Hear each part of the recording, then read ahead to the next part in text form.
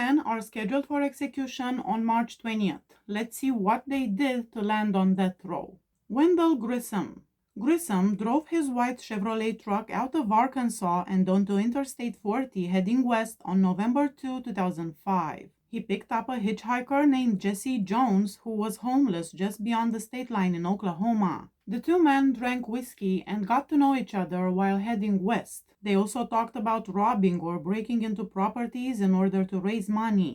Grissom paid $266 for a weekly rental when he checked into a hotel in Oklahoma City later that evening. That night, Jesse Jones slept on the floor. Wendell Grissom demonstrated how to load a black powder handgun with a .44 caliber to Jesse Jones the next morning. This was one of the two handguns that he had with him at the moment.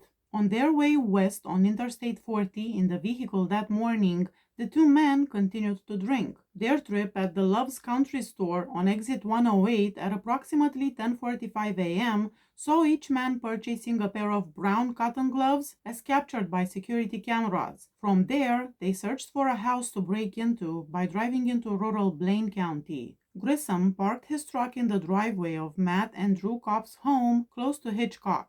He gave Jesse Jones instructions to hold off on helping him break into the residence until the gunfire had stopped. Grissom went up to a sliding door in the back of the house and tapped. That morning, Drew Kopp, her best friend Amber Matthews, and her two small daughters, Riley, 18 months, and Gracie Joe, 1-year-old, were inside her home. Gracie was being held by Mrs. Kopp while Riley was in her cot in the bedroom.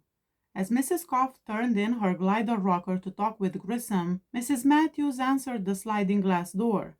He asked Mrs. Kopp if her husband was home. She replied that her husband was at work. Grissom promised to return at a later time. After Mrs. Matthews shut the door, Grissom reappeared a short while later. After giving the infant to Mrs. Matthews, Mrs. Kopp went back to the door. Grissom broke through the huge glass pane by shooting towards it.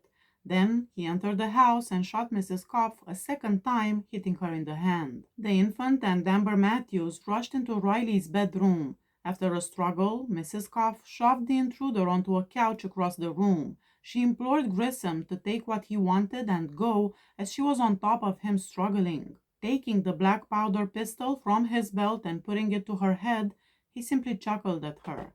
As he shot, she reached for the gun, but a bullet broke through her fingers and pierced her skull on the side. Grissom then fired again, jamming the large pistol into her hip. Mrs. Kopp was thrown to the ground by the force of this shot. Wendell Grissom got up and made his way to the bedroom where Mrs. Matthews and the kids were.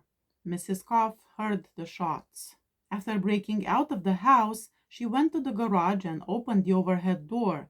She realized she could not run and that she was giving her killer a trail of blood to follow. She bolted towards the road after spotting the white truck in her driveway. Jesse Jones had heard multiple gunshots and had exited the truck to approach the home. He watched as Mrs. Kopp fled the residence. As soon as he passed through the broken door, Grissom was standing over an injured Amber Matthews. He saw as Mrs. Matthews was hit by another round fired by Grissom. Grissom was then informed by Johns that someone had fled the house. Running towards the truck, Wendell Grissom attempted to climb inside and shot Mrs. Kopp once more with his pistol as she drove away. Not far from her home, Drew Kopp stopped 3 truck drivers who were moving rock and informed them that she had been shot along with her children and friend.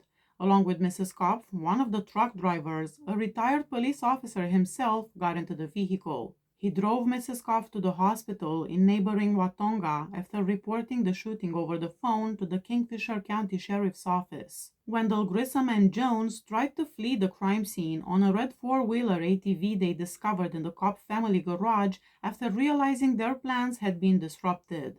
A postal worker noticed a black dog pursuing 2 men on the red 4-wheeler as they left the Kopp home. The 2 men sped by the rock haulers, who had just moments before encountered Drew Kopp.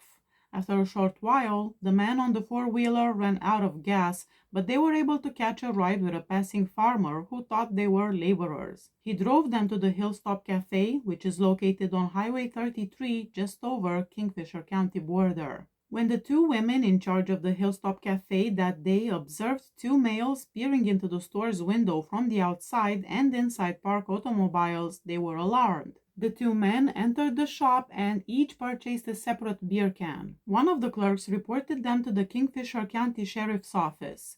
Additionally, the store's only customer, a local man who was waiting for lunch, was requested to stay with the clerks until the two foreigners left. Officers from Kingfisher County Sheriff's Department now sprinted in the direction of the Hilltop Cafe, realizing that there might be a connection to the report of a shooting at the neighboring Koff residence approximately 30 minutes earlier. Following the original report of a shooting, emergency services from the nearby area, together with officers from the Watonga Police Department, the Blaine County Sheriff's Office, and the Oklahoma Highway Patrol, arrived at the Koff residence. The officers slowly made their way to the house, and fortunately, they discovered the Koff kids still alive. Amber Matthews, however, was critically injured and she was already unconscious. She passed away on a medical evacuation aircraft towards Oklahoma City. Now walking down the road, Jesse Jones was approached by a Kingfisher County deputy sheriff and taken into custody for further investigation back at the Hilltop Cafe. After asking him a few quick questions and checking him for weapons, the deputy drove Jones back to the Hilltop Cafe. Law enforcement officials kept collecting information in the interim regarding the crimes at the Koff residence and the strange individuals that were reported at the cafe. Jesse Jones was taken into custody by the police around 45 minutes later on suspicion of participating in the theft of a four-wheeler at the Koff home. Wendell Grissom was later found by the investigators hidden in a pile of rocks next to the Hilltop Cafe. Following a prior conviction for felony, Grissom was found guilty at trial of first-degree murder, shooting with intent to kill, grand larceny, and firearm possession. At a different trial, Jones was found guilty of both grand larceny and first-degree murder. Jones, who is currently 75 years old, is incarcerated for life without any possibility of parole. The Oklahoma Pardon and Parole Board ruled 4-1 against granting clemency to Grissom, who declared last month that he was prepared for execution.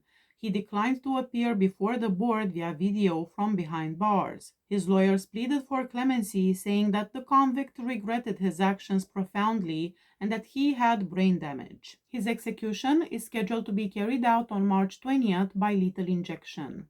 Eddie James. He is on death row for the September 1993 murders of an 8-year-old girl and her grandmother in Castleberry, Florida. Before he realized at the age of 10 that the man raising him was actually his stepfather, he thought his last name was Matlack. James was first exposed to narcotics when he moved in with his biological father when he was just 11 years old. His father, ironically, worked as a drug counselor. James moved back to Seminole County's Castleberry in his mid-teens to live with his mother. He claimed to have blackouts and that fights and drugs now dominated his life. His rage and hostility persisted even after his mother sought help from a mental health counselor. James enlisted in the U.S. Army at the age of 17 after dropping out of high school in his junior year. After serving in Germany, he was swiftly discharged due to failure to conform. After returning to Castleberry, James made friends with Tim Dick. After being accepted into Dick's extended family, James rented a room from his mother, Betty, during the summer of 1993. James came home from a party on September 20th, 1993, to discover that Elizabeth and Betty, Dick's 4 grandchildren, were dozing out in the living room. He took Toni Marie Neuner, 8 years old, by the neck and choked her until she passed out. Then, thinking she was already dead, he carried her to his bedroom and essayed her before placing her between his bed and the wall. Later, she did die by strangulation. James then went to Dick's bedroom, where he repeatedly stabbed her with a knife and struck her in the head with a candlestick. Wendy, Tony's sister, who was 9 years old, came to the bedroom as Dick yelled. Wendy was restrained by James and placed in the restroom. After retrieving a butcher knife from the kitchen, he went back to the bedroom and stabbed Dick in her back. James then took a shower, took some jewels, and then took her car and left the scene. When America's Most Wanted aired details about the case on September 28, 1993, hundreds of viewers called. He was heading west according to many tips. AMW replayed the case details, including this revised information, on October 5, 1993. A viewer saw James at the California State Unemployment Office in Bakersfield the following day and called the police. After being taken into police custody, he made 2 separate recorded statements. James entered the guilty plea on April 5, 1995 to 2 counts of first-degree murder and 1 count each of attempted sexual battery, aggravated child abuse, kidnapping, grand theft, and grand theft auto. Additionally, he entered a no-contest plea to 2 separate charges of capital sexual battery. In addition to receiving terms ranging from 15 years to life on the other crimes, James was found guilty on August 18, 1995 of killing Tony Neuner and Betty Dick. He is scheduled for execution on March 20th. It remains to be seen if Wendell Grissom and Eddie James will actually be executed or if they will receive some sort of clemency at the last minute. Please hit that subscribe button if you like my channel. See you next time. Bye bye.